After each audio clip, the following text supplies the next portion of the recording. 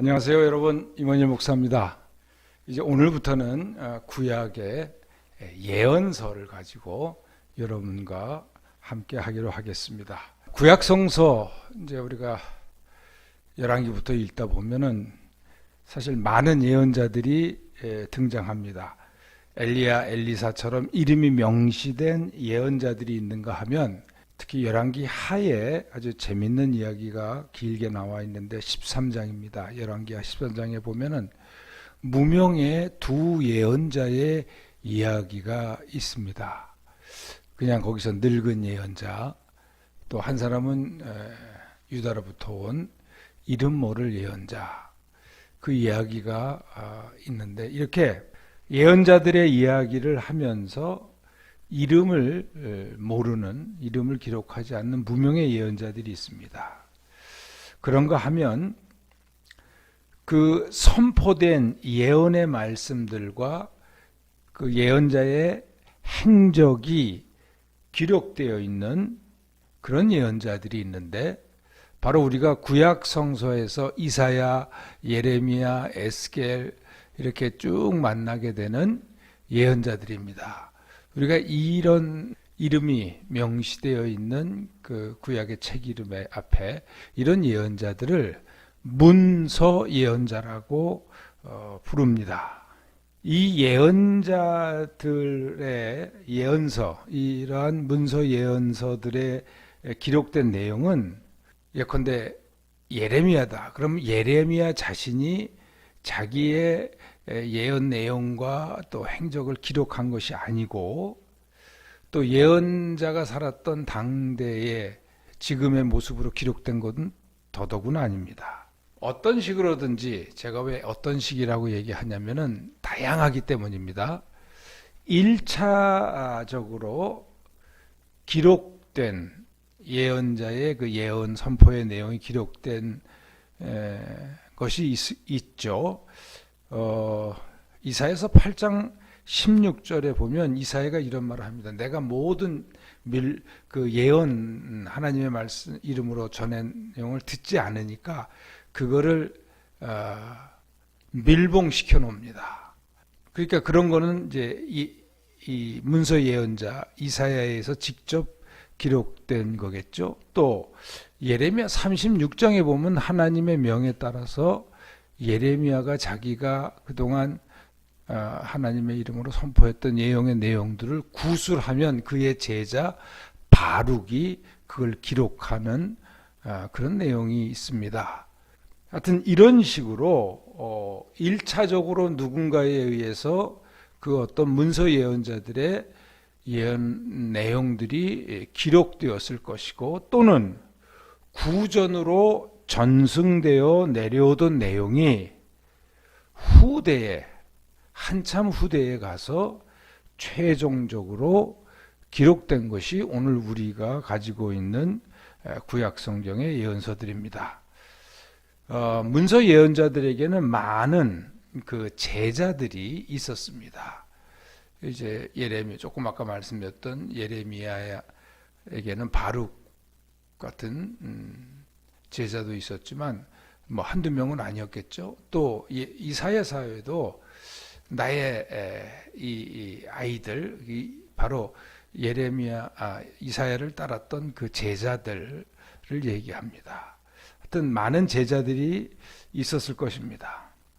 이 제자들이 문서 예언자의 예언이나 활동을 1차적으로 기록했을 것이고 더 후대에 내려오면서 이런 문서 1차적인 문서 또는 구전 전승의 내용들을 토대로 해서 오늘 우리에게 전해진 최종적인 문서 예언자들의 예언서들이 기록된 것으로 봅니다. 그리고 이 예언서가 언제 최종적으로 편집이 됐느냐 하는 것은 각 예언서마다 조금 틀리지만 오늘날의 이런 예언서의 모습으로 난 것은 주전 4세기 정도의 오늘날의 예언서들이 최종적으로 편집되었다고 봅니다. 이 예언서는 예언자가 활동했던 당시의 사회 또는 정치 또 국제 정세를 반드시 배경으로 하고 예언자들은 활동을 했고, 그렇기 때문에 그 예언서들을 이해하려면 예언의 내용들을 그 당시의 정황을 역사를 이해하고 읽어야 합니다.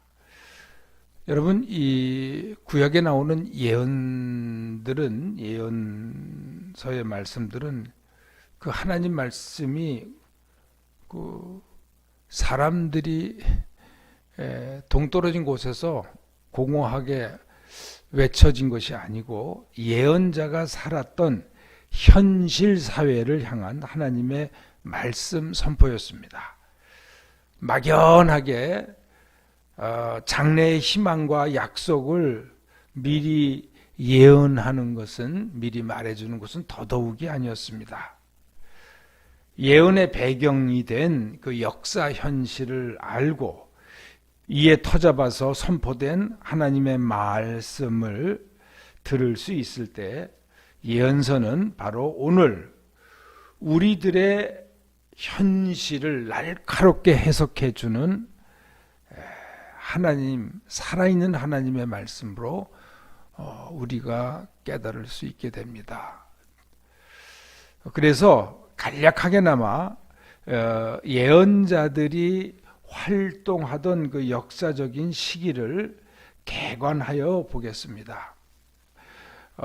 여러분, 이제 이 도표가 하나 나가는데, 이제 우리가 사무엘 상하라든가 열왕기 상하를 보면은 나타나는 뭐 나단과 같은 또 뭐 여러 유명 무명의 예언자들이 있는데, 우리가 그들을 이제 초기 예언의 초기 역사를 장식했던 예언자들이라고 합니다. 그 열왕기 상하 같은 데서는 엘리야, 엘리사, 뭐 아이야 여러 명의 예언자들이 등장하죠.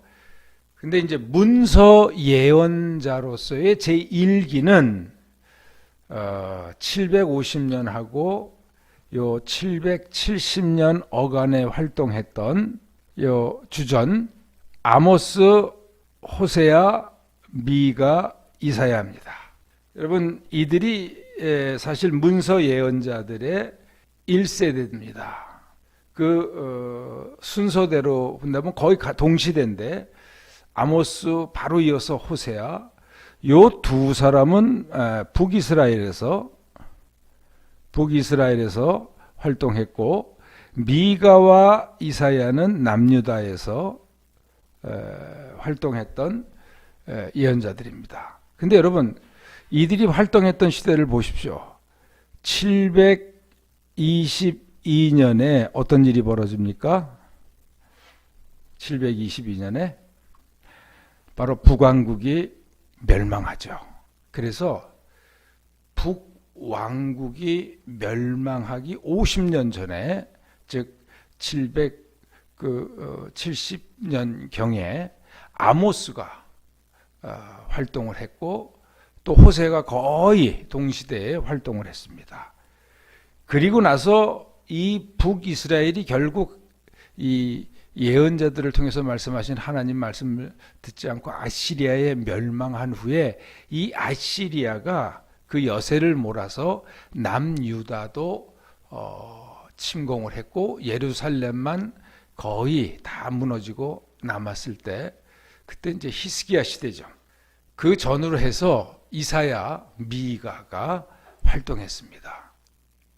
그래서 여러분, 항상 그 예언자를 보내셔서 맹렬하게, 강력하게 말씀을 선포하시게 하실 때는 바로 거의 역사가 끝자락에 이르러서 마지막 기회를 주시는 겁니다. 너희들이 이대로 가면 내가 무너뜨린다.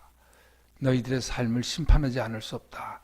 그러니 이제라도 회개하라고 하면서 그 예언자들을 보내셔서 말씀을 선포하는데 결국 듣지 않죠. 다음에 2기, 이제 뭐 이건 편의상 이렇게 나눈 겁니다. 문서 예언자들의 2기 활동은 우리가 스바냐, 에스겔, 예레미야, 그리고 나훔과 하박국. 정확하게 이들이 언제 활동했는지는 우리가 꼭 집어서 말할 수 없지만 그 메시지의 내용을 볼 때 바로 제2기인 주전 650년에서 주전 580년 사이입니다. 여러분 587년이 어느 해입니까? 이번에는 남유다가 바벨론에 의해서 멸망한 거죠. 그래서 한 70여 년 전부터 60여 년 전부터 하나님께서는 이 다양한 예언자들을 통해서 너희들 이대로 가면 북왕국처럼 망한다. 계속해서 예언하게 하십니다. 그래서 이 5 선지자를 우리가 제2기 예루살렘이 멸망하기 직전까지 활동했던 예언자들로 봅니다. 그래서 여기 보면은 또 이제 심판 예언, 즉 너희가 이대로 가면 망한다 하는 하나님의 심판을 예언한 주로 예언한 사람들과 이제 구원 예언, 그거는 뭐냐면 너희들이 이렇게 해서 망하지만 하나님이 결국에는 너희들을 다시 구원하시리라, 이렇게 이제 나누기도 하는데, 그렇다고 해서 뭐 예레미야는 심판만 했냐면 그게 아니죠. 거기에도 이제 멀리 내다보면 하나님께서 구원하실 것을 또 전하기도 합니다. 이사야는 물론이고요. 그 다음에 이제 예언 3기 예언자로 보는 것은 포록입니다. 587년 이후부터 538년에 이들이 다시 고국에 돌아와서 역사를 재건하기까지 바벨론의 포로로 있는 동안에 그때 하나님의 말씀을 선포했던 예언자들이 에스겔이 있습니다. 대표적인 예언자가 에스겔입니다. 그 다음에 이제 오바댜가 있는데, 오바댜는 여러분 뭡니까? 에돔에 대한 하나님의 심판을 극렬한 말로 선포했던 예언자인데, 그것은 이스라엘이 587년에 망할 때 에돔이 그래도 야곱과 에서 형제 아닙니까? 이스라엘 민족인 형제국가 에돔이 아주 이 멸망하는 유다와 남은 백성들에게 해서는 안 될 모진 짓을 많이 했습니다. 그런 그것을 경험한 이 멸망 이후 포로기 시대 때에 오바댜라는 예언자, 뭐 이 한 사람뿐이겠습니까? 하나님으로 에돔의 그 죄악을 폭로하고 하나님의 심판을 예고한 게 이제 오바댜서고, 여기서 보면 이제 여러분들이 아마 처음 들어보시는 분들이겠지만 우리 교인들은 아마 많이 들으셨죠. 이사야서가 이제 우리가 다음 주에 이사야서를 하고 이제 계속할 때 조금 더 자세히 말하겠지만 66장으로 구성되어 있는데, 이게 바로 제1기에 활동했던 이사야의 글로 다 되어 있는 게 아니고, 그 내용을 보면 1장부터 39장까지는 주로 제1 이사야, 즉 바로 히스기야 전후에서 활동했던 그 주전 8세기 때의 이사야의 글들이, 예언의 내용들이 기록되어 있습니다.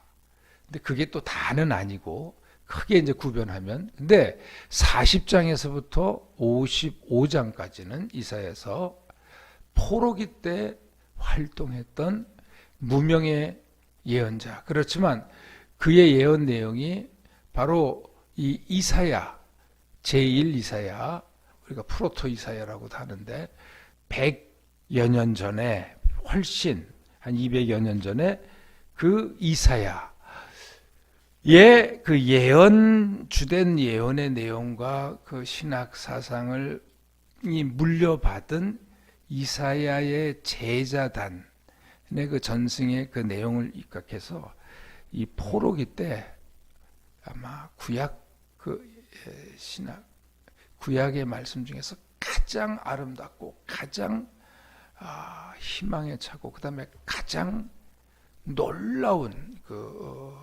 전 세계를 품는 아름다운 그 예언이 터져 나왔는데 그게 무명의 예언자입니다. 그러나 이사야의 그 신학을 물려받은 제자단의 후대에서 나온기 때문에 제2 이사야라고 했고, 또 56장부터 64장은 또 시대가 상황이 전혀 틀립니다. 그 예언의 시대의 상황이. 그거는 이제 포로기에서 돌아와서 제2성전을 건축한 이후에 벌어진 이스라엘 사회를 배경으로 합니다. 그래서 그걸 제3 이사야 이렇게 부릅니다. 그래서 이사야서 40장에서부터 55장의 내용을 선포했던 그 제2 이사야가 바로 포로기 때에 활동했던 무명의 예언자입니다. 그리고 예언서, 문서 예언서의 제4기는 520년에서 470년입니다. 이때는 바로 제2성전을 짓고 포로로 귀환해서 다시 성전을 짓고 새롭게 예루살렘을 중심한 유대 땅에 정착한 그 시대를 배경으로 해서 말라기 또 학개 스가랴는 그 성전을 지을 때의 어려움에 봉착했을 때 거기에 대해서 말씀을 선포했던 예언서고, 조금 아까 말씀드렸던 제3 이사야, 그리고 이제 굳이 예언서라고까지는 분류 안 하는데 거의 성문서의 내용인데 요나서가 바로 여기에 들어갑니다. 그리고 페르시아는 알렉산더에서 망하죠. 381년인가요? 그리고서는 이 페르시아가 지배했던 중동과 에게해 그리고 북아프리카까지 전 지역이 그 당시 지중해를 둘러싸고 있는 세계죠. 그 지역이 바로 헬레니즘 시대로 들어갑니다. 그리고 그 지역이 알렉산더가 이제 일찍 죽고 나서 그 막장 4명에게 분할이 돼서 통치되는데 바로 이 시대를 헬레니즘 시대라고 합니다.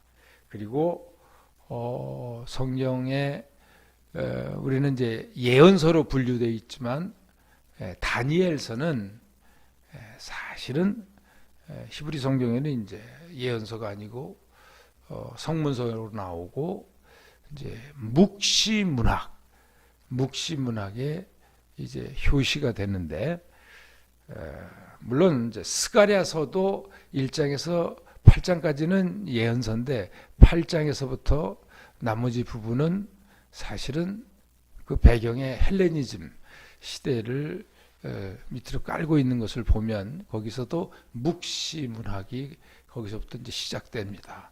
어쨌든 이 헬레니즘 시대 주전 200년경에 셀주쿠스 왕조의 프톨레마이 에피파네스, 안티오쿠스 에피파네스라는 아주 흉악한 그 왕이 통치를 하면서 이스라엘이 겪어보지 못한 극악한 그 압제를 받았는데 바로 그 시대에 쓰여진 글이 다니엘서로 봅니다. 자, 이렇게 해서 우리가 간략하게나마 예언서의 역사적인 배경을 살펴보았습니다. 그러면서 이제 또 우리가 예언서를 하면서 꼭 기억해야 할 몇 가지를 계속해서 말씀드리고자 합니다. 우리가 이제 구약을 제가 여기서는 그렇게 분류를 안 했지만 통상 우리가 이제 성경에 쓰여진 글대로 분류하면 어떻게 보통 하죠? 모세오경, 그 다음부터 여호수아에서부터 에스더까지는 역사서, 그리고 나서 이제 욥기, 뭐 시편, 잠언, 전도서, 아가, 그거를 성문서로 보죠. 그리고 나서 이제 아가서가 끝나고 나서부터 뭐가 나옵니까? 이사야서를 위주로 해서 말라기까지 예언서가 계속 나오고, 이제 구약의 책은 거기서 끝나죠. 근데 여러분, 이렇게 크게 모세오경, 역사서, 성문서, 예언서 4부분으로 보통 우리가 구약을 나누잖아요.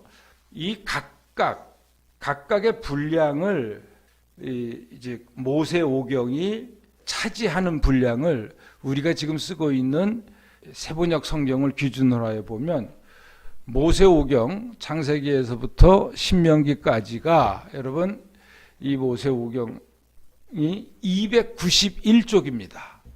페이지 분량이. 그 다음에 역사서가 389쪽입니다. 역사서, 즉 여호수아에서부터 어디까지요? 에스더서까지. 그리고 성문서, 욥기에서부터 아가서까지가 269쪽입니다. 그리고 나머지 이사야서에서부터 말라기까지가 여러분 얼마나 될 것 같습니까? 415쪽입니다. 즉 우리가 구약성경을 4개 부분으로 통상 나눠보면 이 예언서의 분량이 구약성서에서 가장 많이 차지합니다. 그런데 우리 한국교회 현실에서는 뭐 제가 다 이거 검증한 건 아닙니다만 설교 본문으로나 설교의 주 내용 본문으로나 또 교회에서 실시하는 성경 공부 과목으로는 아마도 예언서가 가장 채택되지 못하는 구약성서의 책들일 겁니다. 가장 읽히지 않는 책, 가장 설교되지 않는 책.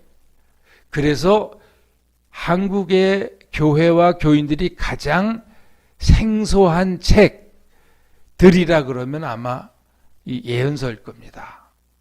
물론 희망과 위로의 글들이 많은 뭐 이사야서라든가 몇몇 책들에서는 많이 그 아주 구체적인 본문들 몇 가지만 많이 다루고 있지만 전체적으로 볼 때 예언서가 가장 안 읽혀지는 책인데 그 이유가 뭘까요? 여러 가지가 있습니다. 일단 어렵다. 잘 이해가 안 된다. 왜냐하면 역사를 배경이 된 역사를 좀 알아야 되고 그 다음에 예언의 글들이 거의 시입니다. 그래서 이 시적인 표현을 우리가 같이 공감하는데 좀 어렵죠. 또 있습니다. 구약성경의 예언서들을 읽다 보면 어투가 엄청나게 거칩니다. 그래서 아니 성경책에 이런 표현을 써도 되나? 어떻게 이런 식으로 적나라하게 이야기할 수 있지 싶은 정말 읽기가 민망스러운 내용들도 있습니다.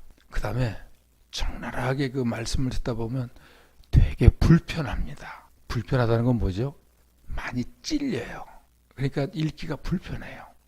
뭐 하여튼 여러 가지 이유가 있고 그래서 예언서가 가장 안 읽혀지는 책인데 여러분 예언서는 항상 정치 현실, 경제 현실 등의 사회 현실을 아주 정면으로 마주합니다. 그 현실을 하나님 말씀에 비추어서 비판하고 회개를 촉구하는 글들입니다. 예언자 당시에 왜곡된 현실에 타협하는 법이 없습니다. 예언자들이란 하나님에게 징발된 지성들이고 징발된 삶들입니다.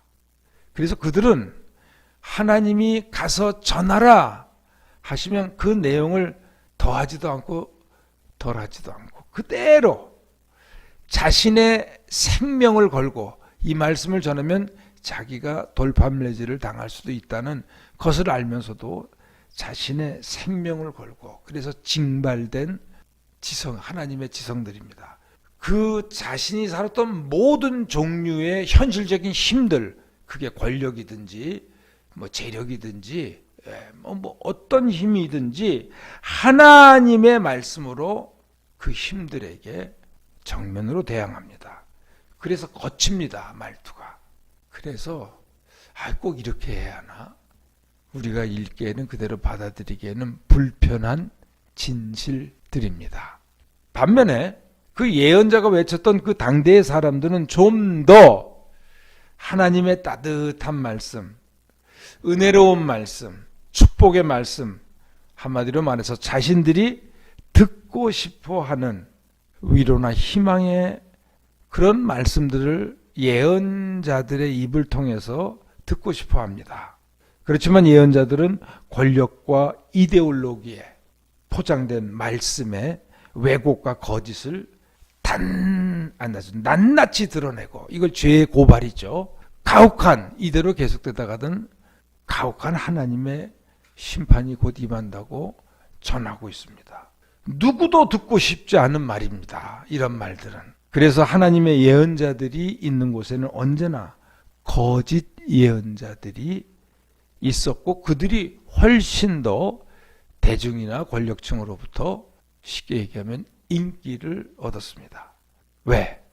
그들은 바로 그 시대가 듣고 싶어하는 하나님의 말씀을 깔끔하게 잘 만들어주는 사람들이었기 때문입니다. 이제 이런 예언자들, 당대의 권력과 독재와 착취에 맞섰던 이런 예언서들을 읽으면서 왜 한국교회가 이 예언 정신을 잃었느냐? 우리가 1945년 즉 일제로부터 해방된 그 이유만 따져봐도 한국 교회의 현실은 예언자적인 하나님 말씀의 해석과 질타가 그 어느 때보다 절실했었습니다. 우리가 간단히만 얘기해도 이승만 독재 정권, 또 이어지는 5.16 혁명과 함께 이어지는 군부 독재, 소위 개발 독재라는 시대의 그 사회적 폭력, 착취 얼마나 대단했습니까? 경제적인 불의는 말할 것도 없고요. 또 이어지는 전두환 정권의 군사 쿠데타, 바로 어저께 그날을 지냈죠. 5.18 그 사륙, 광주 민주화 운동을 차마 이게 민주주의 국가인지 우리가 정말 처참하게 그 짓밟아 버리는 그러한 참상을 우리 사회 현실로 겪으면서도 그것을 향해서 청정한 예언의 말씀이 그 어느 때보다도 요청될 때에 솔직한 고백입니다. 우리 한국 개신교회는 입을 닫았습니다. 거기에 대해서 말을 못했습니다. 물론 말하시는 분들도 있었지만 교회가 그들을 보호하지도 않았고 이단으로 내몰았죠. 그러면서 교인들에게도 예언서를 가르치지 않았습니다. 대신에 위로와 축복의 복음, 개교회의 성장 발전이라는 이상한 성경에도 없는 말씀에 사로잡혀서 반세기 이상을 지내오면서 구약 성서에서 가장 많은 말씀의 분량을 차지하는 예언의 말씀을 우리 개신교회가 잃어버렸고, 예언자의 시각과 정신으로 이 시대와 우리 자신들을 비춰보는 그 청정한 예언자적 거울이, 말씀의 거울을 잃어버렸다고 저는 생각합니다. 그래서 코로나 사태라고 하지만 오늘 작년부터 우리가 맡고 있는 교회의 이 암울한 현실, 그것은 우연이 아니라 우리가 보지 못했거나 보지 않으려 했던 감추어진 우리의 실상이 아니었나 싶습니다. 그래서 예언서 읽기의 회복, 그 어느 때보다도 절실한 때를 우리가 살고 있습니다. 이제 반 했는데 30분이 넘었네요. 오늘은 아무래도 여기서 마쳐야 될 것 같습니다. 여러분, 조만간 이어서 바로 예언서로 여러분들을 다시 찾아뵙겠습니다. 오늘은 여기서 마치겠습니다. 감사합니다.